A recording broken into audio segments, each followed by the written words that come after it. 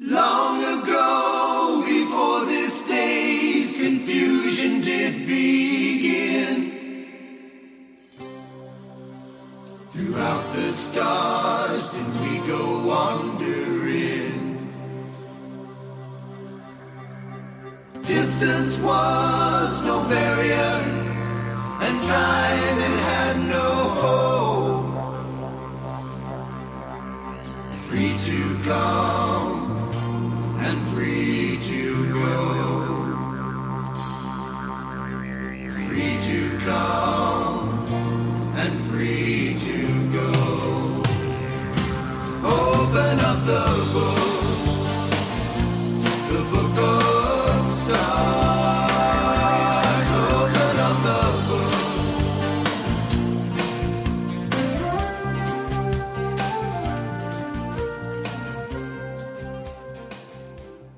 Hello, everyone, and welcome to Karmic Evolution's Astrologically Speaking. I'm your host, SHERI Horn Hasan of Karmic Evolution Astrology, coming to you on June 2nd, 2022 from Contact Talk Radio. Just a quick reminder that this show aims to bring you the truth about astrology and your soul's karmic evolution. So first, my usual boring housekeeping stuff, which is simply to tell you that you can listen to this show, this podcast, anytime by simply going to my website at karmicevolution.com and clicking on the upper right-hand portion of the banner labeled podcast.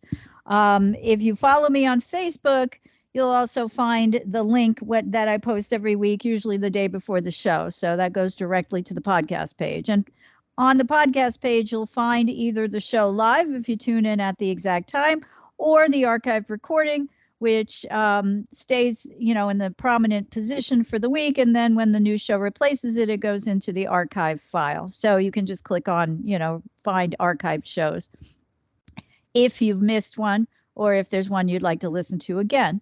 Separately, I just mentioned Facebook. If you follow me on my Facebook page, Karmic Evolution for Your Soul, you can also find the show there on a weekly basis. Now, I want to make a couple of announcements that deviate a little bit from my norm. So the first one is that next week on my show, I'll be having as a guest astrologer Bruce Schofield. He's been on my show several times before over the past couple of years. He's an amazing astrologer, and he is giving a lecture on Sunday, June 12th, which is not this Sunday, but the one after, called The Natural Astrology of Climate Change. And the description of this webinar or lecture is as follows. Natural astrology is concerned with the dynamics of the Earth, weather, and climate systems, how the solar system affects them, and how their variations then affect the land, the seas, agriculture, populations, and the biosphere in general.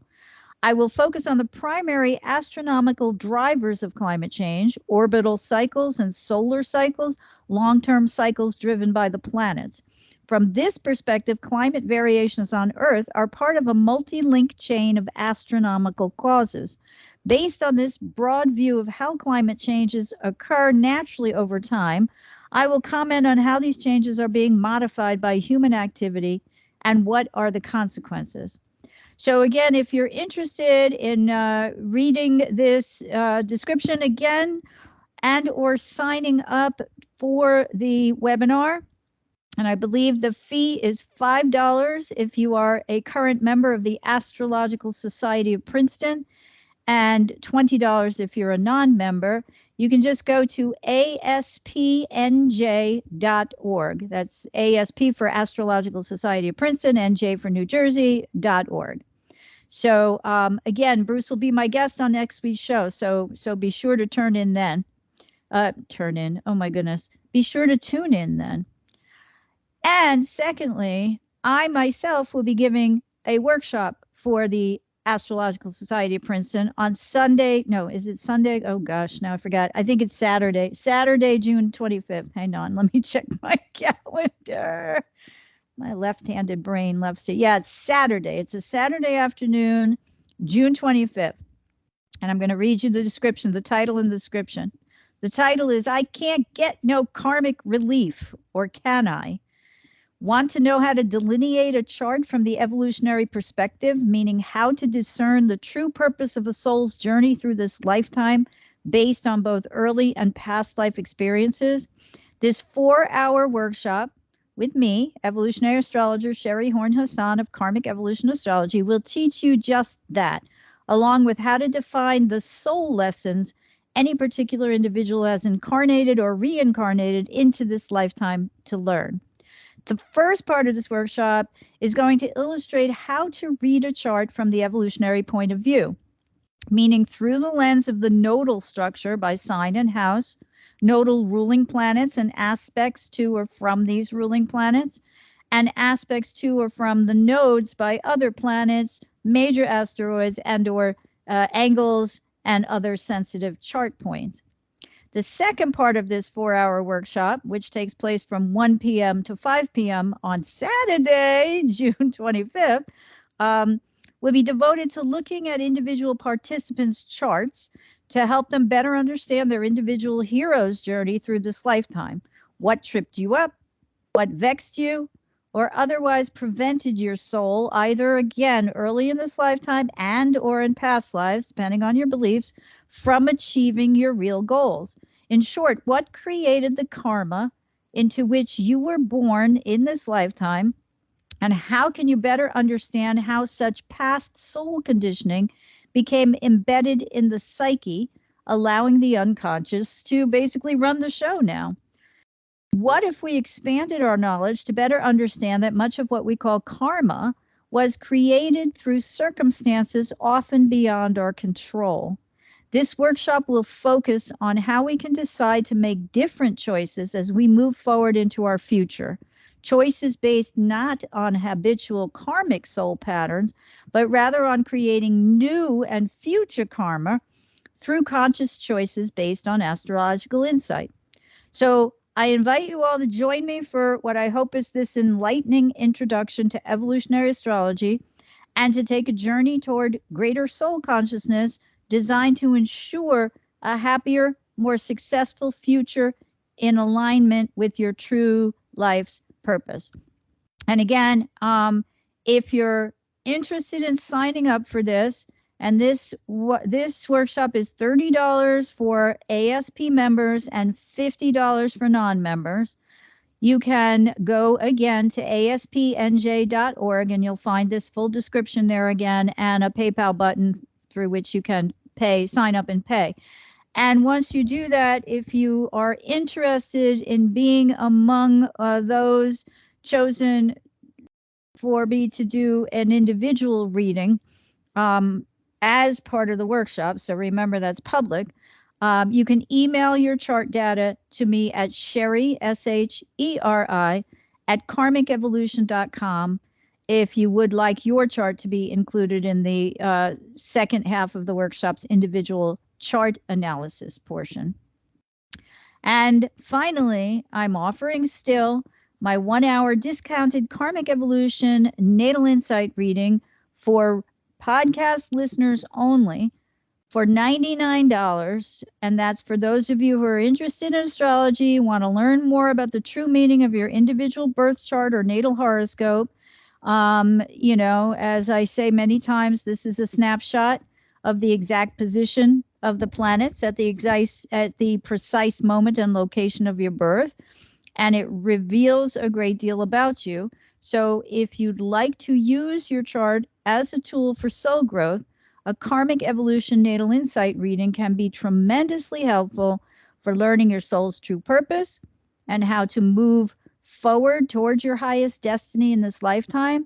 It can help identify patterns of behavior that originated early in life or during past lives that may be affecting your current relationship, your career or job choices, your finances, and or your health, but that no longer serve your soul's karmic journey forward. So that's to say past patterns of behavior that affect you negatively now because they're out of habit. And it can bring you greater insight into what may have tripped you, what or who may have tripped you up in the past, and how to entertain now new perspectives that grant greater awareness, again, through astrological insight, through looking at your particular chart, so that you can bring greater happiness and satisfaction into your life for the future. All of this is easy when you take advantage of my 1-hour discounted Karmic Evolution Natal Insight reading for only $99 for listeners only. Simply email me again at Sheri, SHERI, at karmicevolution.com, and we'll schedule your reading as soon as possible. At almost half the regular price, conscious awareness has never been so easy or so affordable. Okay, so now let's get into this week's Astro news you can use. So as most of you know, we experienced the Gemini new moon earlier this week. This was actually Monday, very early Monday morning, regardless of whether you're on the West Coast or the East Coast in the U.S., and of course different times if you're from outside the U.S. borders or time zone.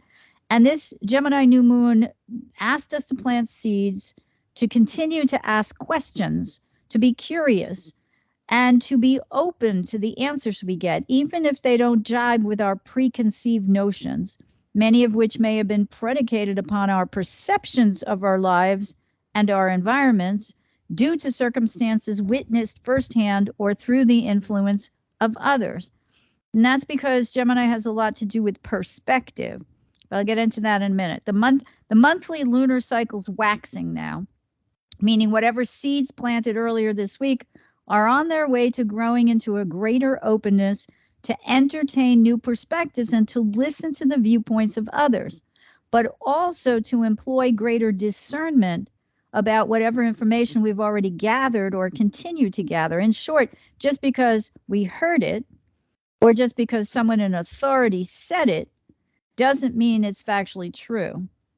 So the Gemini archetype, and the sun's still in Gemini, obviously. The Gemini archetype represents youth and early childhood learning for precisely that reason. Learning elementary facts from those who teach them learning elementary facts from those who teach them becomes the foundational road toward higher learning, which in turn leads to true knowledge and eventually to soul wisdom.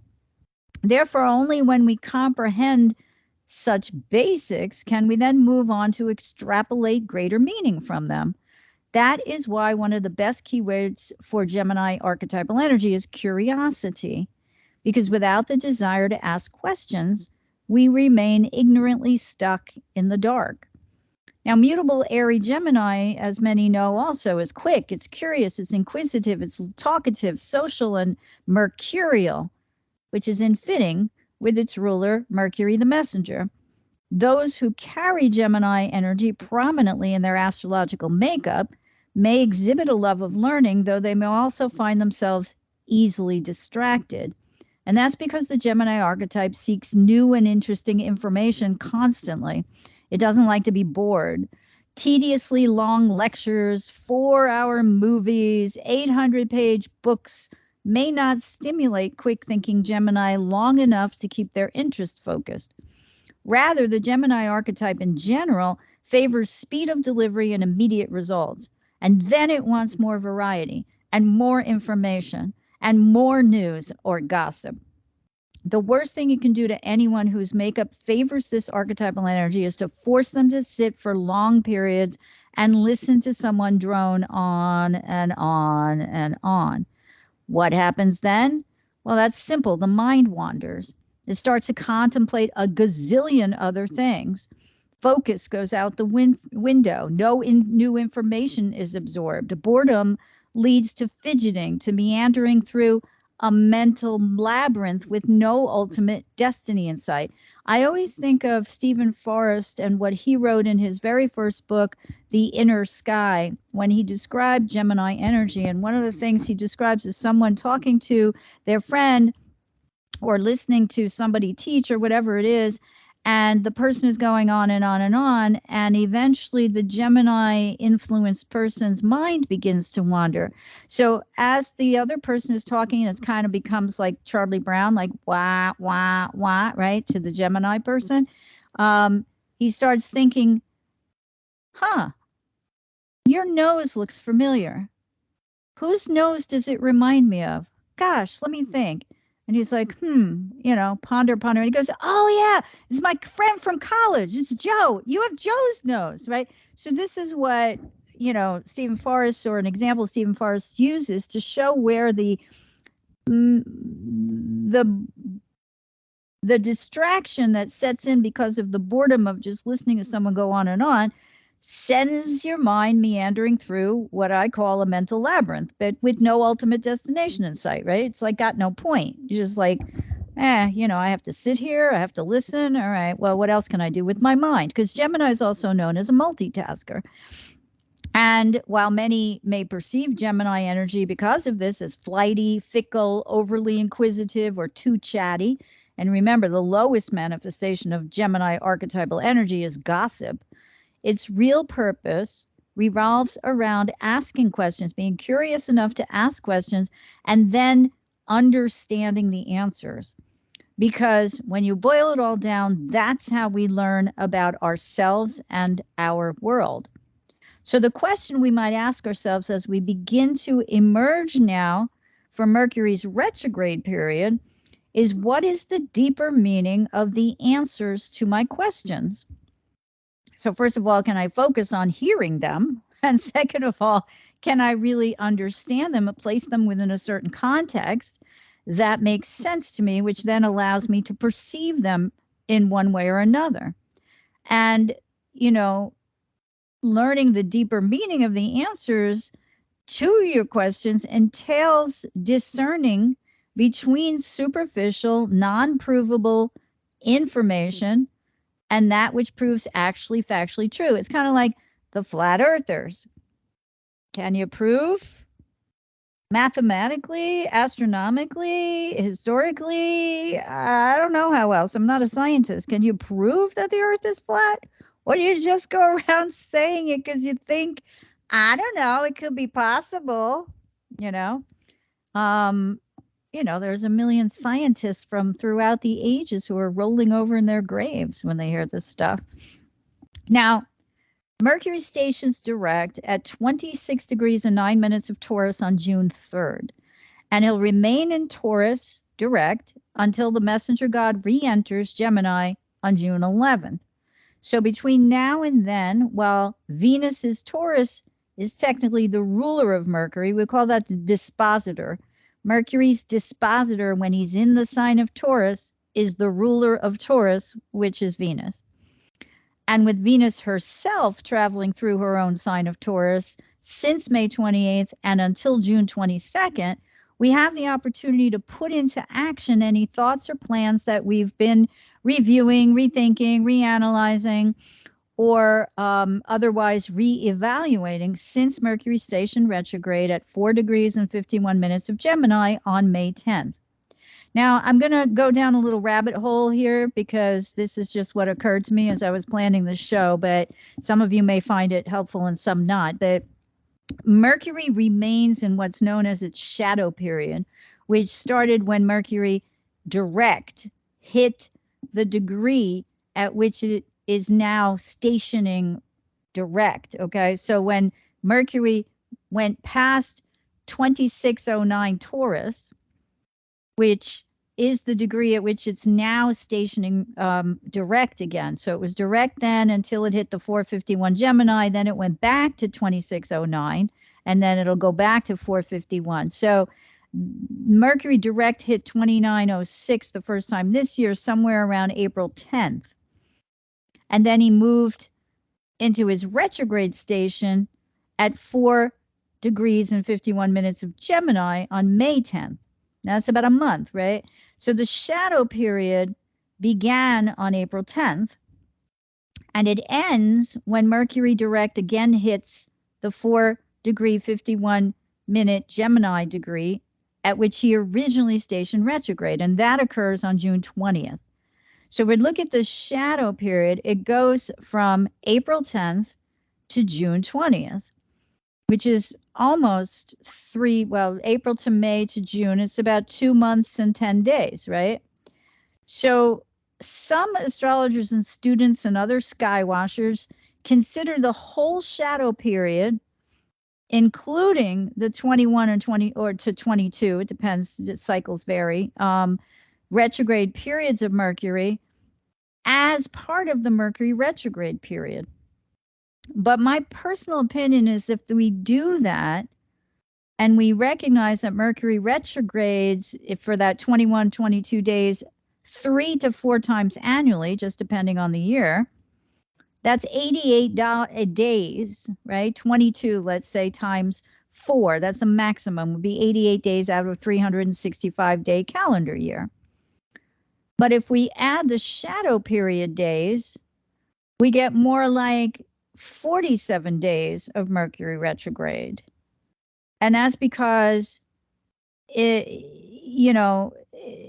you look at the whole time from April 10th to May 10th, you've got approximately 30 days.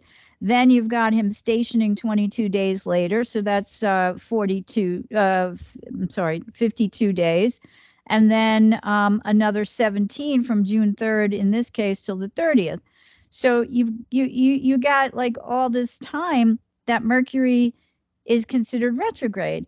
But that becomes a little crazy, because if you take that number and you add it to, and I'm not even sure if my math is right here, but I think I underestimated. But if we take 22 plus 47, right?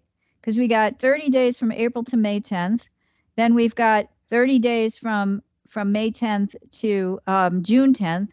And then we've got another, June 3rd. Well, yeah, my math is off, but the point is that it starts to take up a much larger portion of the annual calendar. And that just doesn't seem like something that, number one, the ancients considered, right? Now, they may have given us the shadow period philosophy, but I would say that this simply doesn't make sense that we consider every single Mercury retrograde from shadow period to shadow period, because I think it makes far more sense to see where Mercury is retrograding in your particular chart and to note if it's aspecting any planets, any angles, etc. And if that's the case, then you might want to pay more attention to that particular Mercury retrograde shadow period, because that particular retrograde may carry more import for you, but not necessarily for others. All right. So Mercury's stationed tomorrow on June 3rd. He stations at 2609 Taurus. And that theoretically means we should be able, like I said, along with the recent May 29th Mars-Jupiter conjunction in Aries, to become more motivated and mobilized to achieve our goals now. I'm sure any of you who read, stuff just on the internet or, through your emails and stuff like that, you see a lot of very positive stuff about the Mars-Jupiter conjunction in Aries, and that's all true. But, I look at things through a slightly different lens. So Mars, Jupiter, and Aries, all systems go, especially around the archetypal meanings of these planets. When Mars is to lobby, to fight, to mobilize, as in troops. And with Mars approaching his conjunction to Chiron in Aries on June 15th, which is a good 3 weeks away, or almost 2 weeks away, to speak out about what's wounded us. So we're mobilizing now to speak out about what's wounded us in the past. And Jupiter expands our influence through fighting for a particular cause. Now, the heavens don't tell us what cause specifically. And always we're cautioned not to become too righteously or arrogantly invested in that cause. But as Mercury shifts into direct motion, and with Mars and Jupiter in proactive Aries, we've the opportunity now to become more clear-minded and confident about how to both mobilize and carry out our future plans now. So what may complicate this, however, is the fact that the Sun squares Juno in Pisces exact on June 4th, at almost the exact same time that Saturn stations retrograde at 25 degrees and 15 minutes of Aquarius on that day too. So the Sun-Juno square was waxing during the recent Gemini new moon on May 30th, meaning that its energy was building. So a Gemini-Pisces mutable square can indicate illusory confused, and or delusional thinking, regardless of which planets are transiting through those signs. And since Juno's the goddess asteroid representing partnership, some of this confusion about what to believe may be reflected back to us by our partners. If we're striving for higher consciousness, we know that whatever's repressed within our own subconscious may well be mirrored back to us by our relationships, or by, through those with whom we are in relationship or partnership. So consider that part of this Mercury retrograde's mission through Gemini was about reviewing, rethinking, reanalyzing, etc., how we relate to each other, particularly through our communication, whether it's spoken, written, or, otherwise. And this Sun-Juno mutable square from Gemini to Neptune, to Pisces, Neptune ruled Pisces, right, asks us to question whether we believe what we just heard or whether we should dismiss it as fantastical thinking. Because Juno is the asteroid goddess archetypally associated with marriage partners. Juno's Jupiter's wife in Roman mythology. In Greek, it's Zeus and Hera.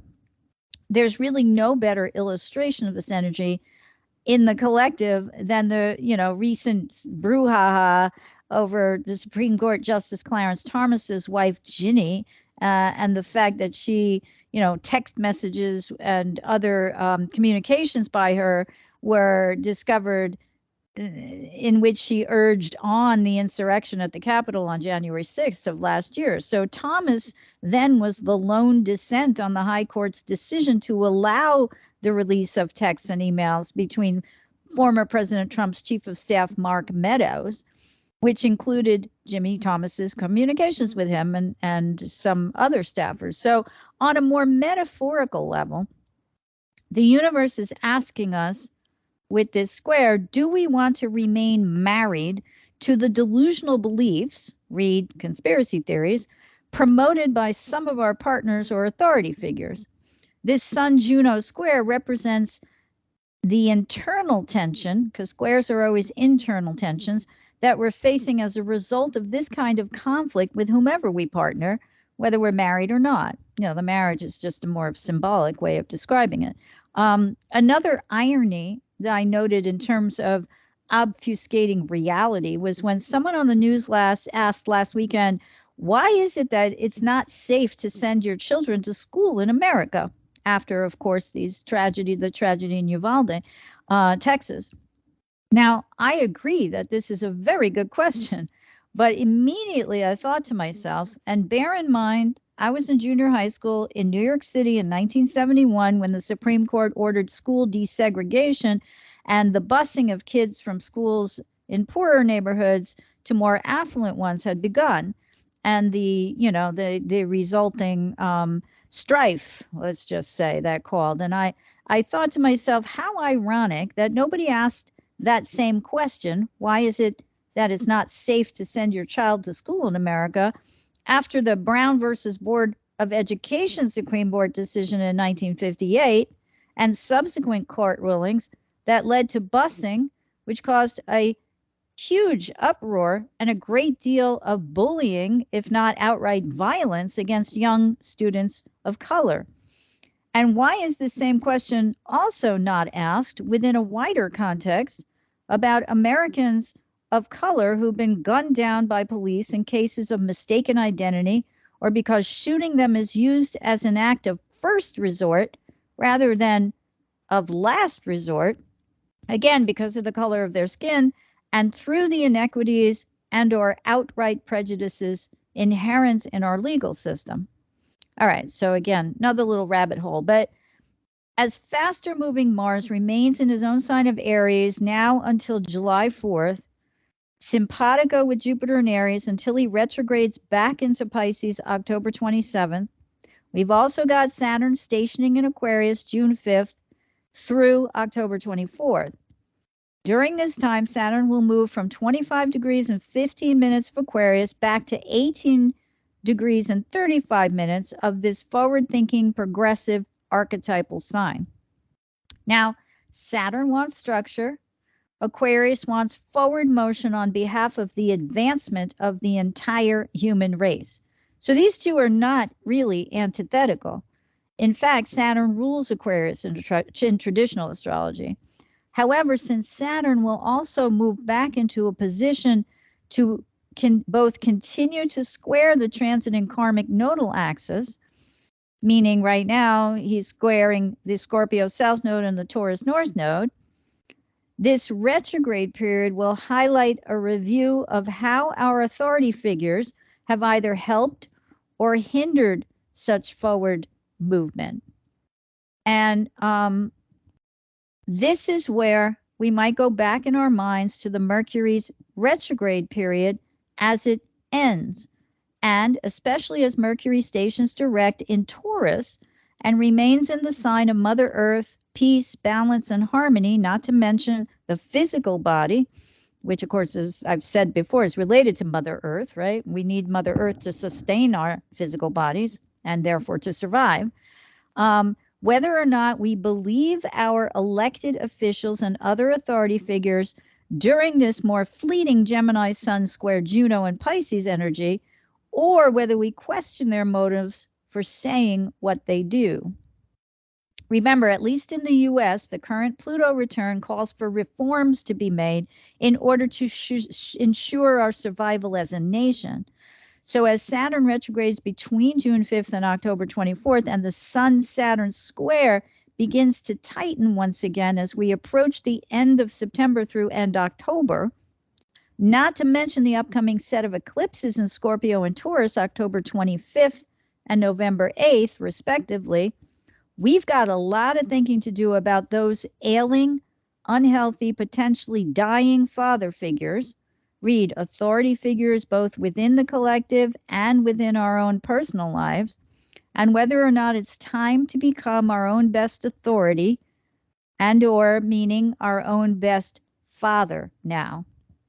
Or, well, I said it, I was going to say or authority, but that's redundant. So we want to become our own best parent, Remember now, too, that if we follow astrologer Ronnie Dreyer's teaching, and I do respect, obviously, her years of experience, the April 16th Taurus new moon solar eclipse, which occurred at 10 degrees and 28 minutes of Taurus, while the transit and karmic nodes were at 23 degrees and 11 minutes of Scorpio Taurus, since the nodes regress over time, that means the effects of this ailing father theme, questioning of authority or replacing ourselves, replacing other father figures by becoming our own best parent, our own best authority source, that lasts until the nodes hit the 10 degree, 28 minute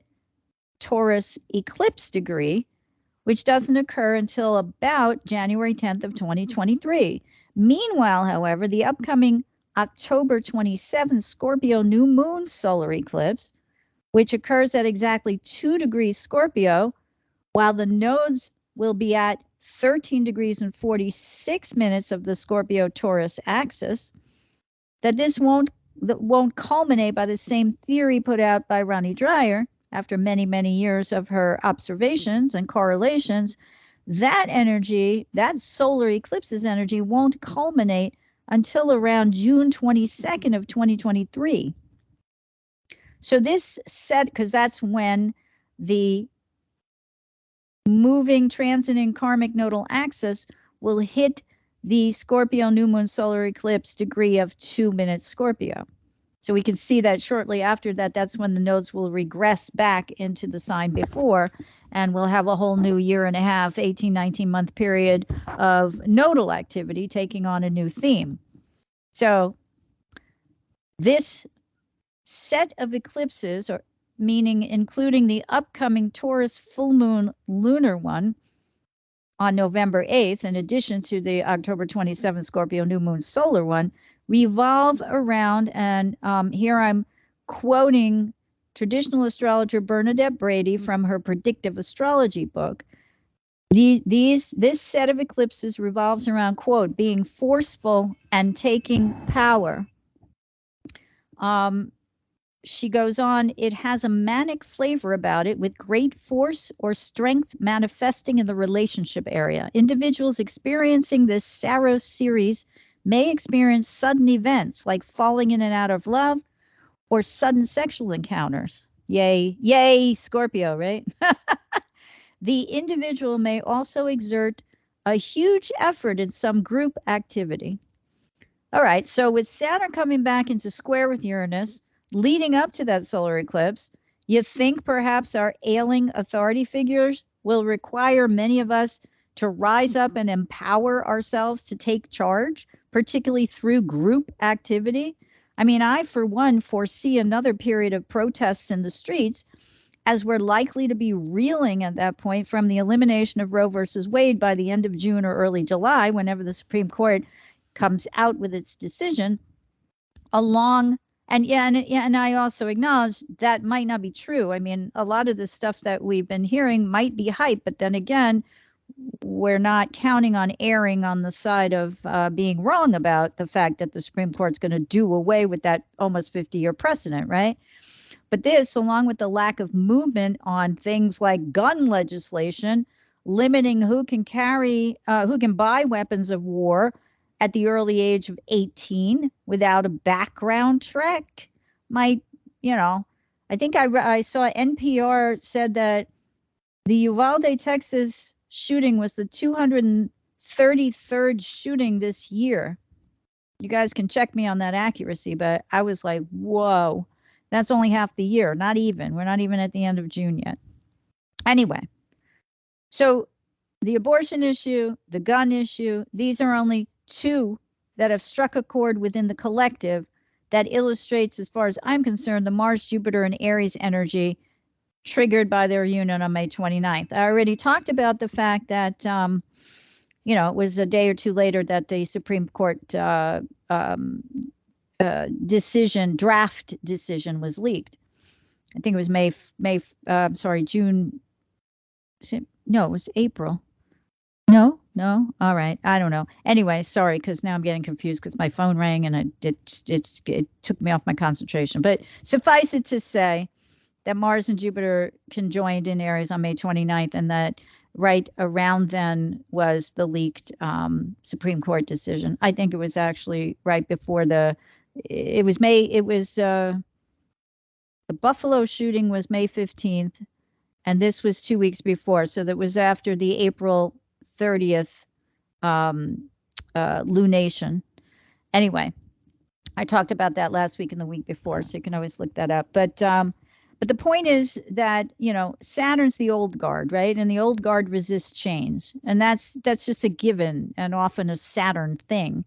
And as mentioned previously, Saturn in Aquarius wants change, but not too fast, nothing too shocking, because that might set Saturn off into a more restrictive stance, right? He gets defensive. Wait a minute, that's moving too fast. Slow down, right? And that's what we're seeing now, right? Obviously, the topic of conversation since the horrible Buffalo massacre of 10 Black people by an 18-year-old white supremacist just prior to the exact Scorpio full moon lunar eclipse. See here, I already had it. May 15th and 16th and May 24th, mind-boggling murder of 19 grammar school-aged children and 2 teachers in Uvalde, Texas, by another deranged 18-year-old with an AR-15 rifle, still centers on the necessity of reform, at least here in the U.S. The more the universe orchestrates energies that can result in heart-wrenchingly tragic incidents like these, the more we know we're being urged to find our way to greater balance and harmony, which is the Taurus North Node right now, within the collective. So back to the greater meaning of Saturn's retrograde period. We may lose someone or something during Saturn's retrograde, though this is not a guarantee, and it depends again on where Saturn is retrograde, where the Saturn retrograde occurs in your particular chart, and what planets, angles, etc. it aspects during its retrograde. If none, then the greater meaning simply lies within the interpretation of the energies of the house in which Saturn's retrograde takes place. Now, Jungian astrologer Erin Sullivan writes the following in her excellent book, Retrograde Planets. And here I quote, wherever Saturn is transiting our horoscope, we are molding and shaping new boundaries and creating dimension and form. But periodically, this type of development internalizes and incubates, resulting in a feeling of stuckness and immobility. The retrograde cycle will see Saturn backtrack over degrees which it has previously contacted while in direct motion. The past and all its attendant characteristics are then reviewed and reflected upon for current effectiveness. The process of evaluation is instigated about 2 weeks before the actual station retrograde, during which the unconscious begins to germinate a seed. If Saturn stations within 1 or 2 degree orb of a natal planet or angle, it directly affects the growth of that area because Saturn begins to encapsulate the planet or point, sealing it off, preventing its contamination by external influence. The station retrograde then affects the deeper levels of the psyche wherein the transformation will occur. And Sullivan continues, the immediate response to the station is usually dead calm and may pass unnoticed, although there may be hints of restlessness and frustration with the status quo. I think we're seeing that, especially with the gun issue right now. Depending on what natal contacts are being made, the terminus reached at the station can either be a relief, an oppression, or an outright loss. There is often great difficulty in determining what has ended, and the period is often associated with a mild form of depression or lethargy. If one has come to the natural ending of a project through which much energy has been focused, the depression is an instinctive psychic tranquilizer secreted to soothe the anxiety that always attends the void of completion. She's talking about completing a project and then feeling that instead of, feeling euphoric, which might be your first reaction, then this kind of depression sets in because there's this void, right? And she goes on to say, if a relationship has ended around the time of a Saturn station, withdrawal for healing involves an alchemical transformation, which is long and slow. That's the nature of Saturn, including the endurance of several stages. End quote. What Jungian astrologer Liz Green often points out in her analysis of Saturn's energies is that our relationship with anyone or anything, and when I say anything, a job, a location where we live, creates space for someone or something new to come in. I think I misspoke. It's the ending of our relationship with anyone or anything creates space for someone or something new to come in. So whatever it is that ends generally represents someone or something no longer instrumental to our future growth. And whenever I say growth, I mean growth in consciousness. So this Saturn retrograde in Aquarius, can play it both ways. Again, the heavens don't determine, they don't have a side. Perhaps we're asked to let go of an entrenched ideological principle that we must remain traditionally stuck in the past or influenced by others' beliefs rather than our own. And these beliefs have now outlived their usefulness, especially given Mercury's station direct, while knowing that Saturn's still in square to the transiting nodes and that it will move back into that fixed square with Uranus again in the fall. Or perhaps we'll be asked to let go of moving too rapidly into the future without providing a sound structure within which to do so to ensure a more lasting longevity or success, in Saturn's word. Again, Saturn Aquarius does want progress, but slowly. So if Saturn represents authority, it's tied to our ego consciousness, that which we can empirically prove because we can see, hear, feel, taste, and touch it.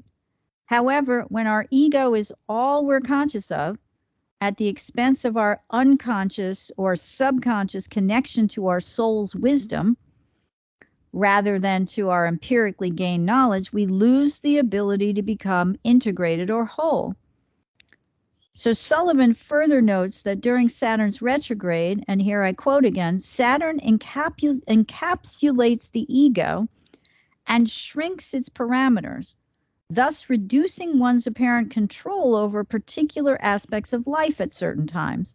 If planets are being aspected by the retrograde cycle, then the reassessment of power and authority is more general, but still associated with the matters of the house Saturn is transiting and reflected in the houses that the transiting sun occupies during the whole cycle. Now, the sun's our ego identity in psychological astrology, the lens through which we filter and or process and or express our Saturnian ego drives.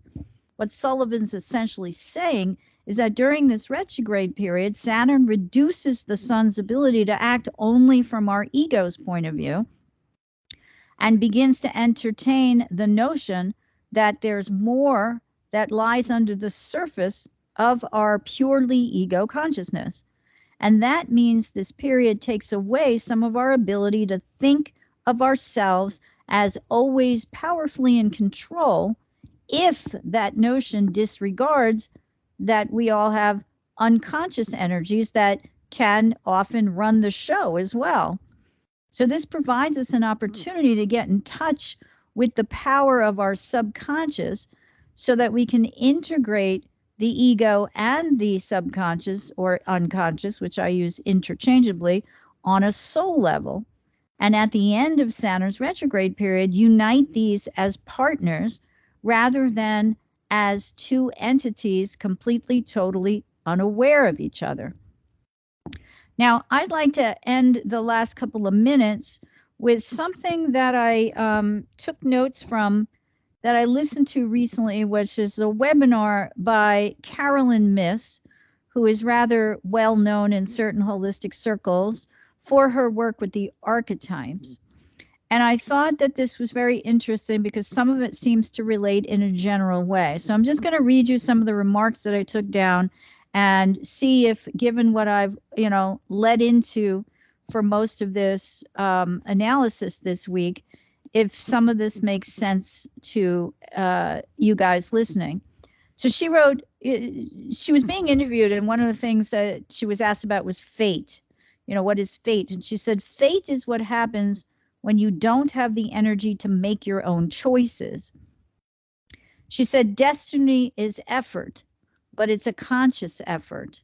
So she said, if you're going to decide that you want to lose 10 pounds, she says, you have a moment here that you could make a choice, but if you don't make that choice, you're not going to accomplish that goal. And then she was asked about co-creation. She said, the question was, how much say do we have in creating our destiny? Are we 50-50 partners or what? And Mrs. answer was, be very careful trying to figure out which decisions have power and which don't. When I say to people, if you generate in yourself resentment toward others, when you think I'm going to get a gun because being safe means I need the ability to kill, that's an act of co-creation, which spills into the collective psychic radical pull that creates a violent nation. So because you are yourself participating in the psychic field of fear, she started out talking about one of the biggest problems that she saw in this day and age is that people fear each other. So she said, if you buy into lies, then you don't support the truth. The decision you make to become discerning about what you believe, and this is why I found this so interesting, because that's what I was talking about with Mercury's retrograde period and going back into Gemini, right? The decision you make to become discerning about what you believe and to start paying attention to the consequences of your decisions, no matter how small. You are your best friend. You are always talking to yourself. You transform yourself, and this is all quoting from Carolyn Myss, start paying attention to the quality of conversation you have with yourself, whether you're encouraging passivity or if you think, I can feel, I will no longer tell myself, certain things. I'll give myself the grace to shift. So what's important, she said, is shifting your dialogue. And again, I quote, faith. Most people don't have a lot of faith. It's a rusty mechanism, and that's a crisis. If you don't have faith in yourself, you won't have faith in other people. If you cannot believe something you cannot see, then you cannot believe something you see, which is directly to the heart of what I'm talking about here with Saturn's retrograde, where Saturn is the ego, right? And if he doesn't see it, taste it, feel it, etc., hear it, and touch it, he doesn't believe it exists. And here she goes on, she says, don't break your word to yourself. If you say something, it's a contract you've made with yourself. Saturn is also commitment. Don't break it. If you do, she says, you'll meet the saboteur. And the saboteur says, oh, I have to lose 10 pounds and I'll go on a diet. But you know what? I'll start tomorrow. I'll start Monday. So she says, keep your word to yourself, as that's how you build. You build trust. It goes from gut response to guidance. Is the higher self. Once you have a little faith in yourself, you're activating your intuitive mechanism so that when you think, hey, why don't I try this? You can trust it. You've earned a relationship with an inner dialogue of faith and guidance. You start to do what you said you'd do, and you have faith in yourself, and that's the payoff. And then the woman asked her as part of this interview, how do you know genuine guidance when you hear it? And Carolyn Miss replied, well, that's a church and state question. If it's genuine guidance, it shouldn't be connected to, I lost the train here, so I'm not sure what she said. She says it always requires that you take a step, make a change in a way that won't be intimidating. In the process of following it, you become more reliant on inner guidance rather than on outer guidance. So remember what we said about Saturn and the Saturn retrograde and becoming your own best parent. She says, risky often can't be validated. That's what that kind of power is about. From a different point of view, so many people getting unplugged from tradition means they have to rely on different forces within themselves. Now it's at the survival level. How do I survive? What can I do to get through this day, through this sadness, through this grief? We're being directed to the inside of ourselves, and that's what's true. Getting people to do tasks is ruthlessly critical. There's nothing easy about learning that so much is a distraction and getting to the truth that you're in charge of what you create. This time is about what is reality and what is not. If you only knew how powerful you are, you're used to talking to yourself as though you're frightened of this world. This is what needs to transform. Individuals have made incredibly bad choices, and we can change things by incredibly powerful forces within ourselves. I need to trust that if I'm here, there's reason and purpose to my life. Power is light and love, and every interaction you have is the opportunity for you to shine a light upon another person. Live within this teaching. Everything I do is my opportunity to shine my light upon another person. Whether I do this with my voice or decide to do it by simply viewing others with compassion, that's all up to you. But you have to trust that this is a profound act of power and co-creation. You have to realize this has shifted something in you. Then you can feel when someone shines their light on you and realize when that happens. And a lot of that, what she's saying, by way of this advice, especially here at the end, sounds a lot like, to me, like moving away. She says, we all fear each other. That's one of the major problems with the world these days. There's a Scorpio South Node, right? The world is a horrible place. It's very dangerous. I could get killed any minute. Somebody's going to betray me. Somebody's going to shoot me. Those of you who come in with a Scorpio South Node, I would assume if you've had any astrological readings or good readings, that, as Stephen Forrest says, this is someone who may have lived through nightmare scenarios in past life karma. So moving away from that is moving towards the Taurus North Node. Because now, instead of walking around fearful all the time or feeling that we have to get revenge or feeling that, we always have to be looking around us in a paranoid way, any of that kind of stuff, right? Scorpio's shadow side. I better get him before he gets me. This is a lot of what's coming, the rhetoric coming out of elected officials like Ted Cruz. What stops a bad guy with a gun? A good guy with a gun. Okay.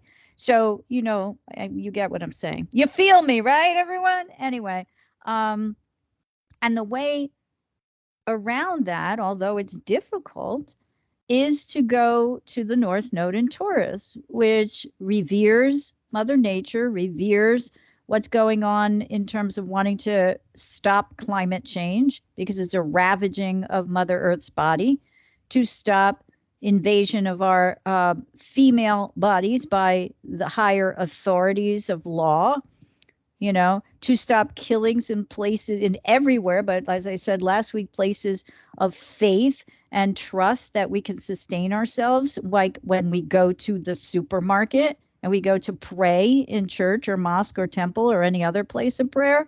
We're tasked with realizing that right now, what we're called to look at is this Saturn square the nodes, because he's the one who's either blocking, inhibiting, restricting, and usually out of fear, this progression, right, from the South Node in Scorpio to the North Node in Taurus. So we want to question, as Saturn itself stations retrograde through all the period of astrological happenings that I just mentioned, that we're evaluating and reevaluating what's really true for us internally, All right, so I want to thank everyone today for joining me, and I hope you found the information presented here helpful as you continue your karmic evolution in this lifetime. Please be sure to join me next week, June 9th, for another episode of Karmic Evolutions, Astrologically Speaking, when, as I mentioned, I'll be joined by professional astrologer Bruce Schofield, and that's going to be a really great interview, so I urge y'all to listen, whether it's live or after the fact. Until then, may your journey be filled with karmic healing and the joy of greater consciousness. Namaste. Long ago, before this day's confusion did begin, throughout the stars did we go wandering. Distance was no barrier, and time it had no hope. Free to go